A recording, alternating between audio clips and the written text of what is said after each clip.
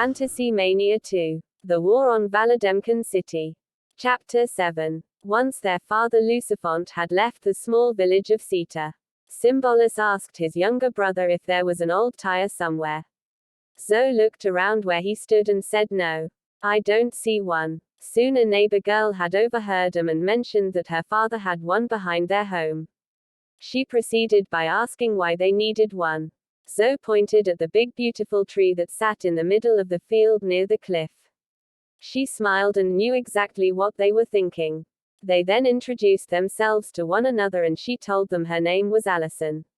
See, she had always lived there.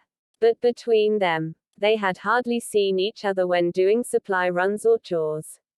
Then Allison told them that she had to run home real quick and would be right back. Then the day began to slowly drift away. By this time, Allison's father had already tied the tire up and had it in the tree. So Zoe, Symbolus and Allison took turns swinging. Pretty soon Lucifont had noticed it was getting dark and decided to call it a day.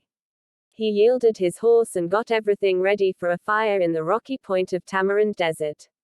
When everything was situated, he took a seat in front of the fire and began to think about what his friend told him a while back about Arcadia being on the verge of war with Valademkin City. At the time he wasn't for it. But this time it's different.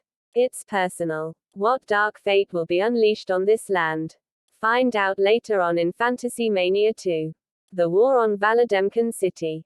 To be continued.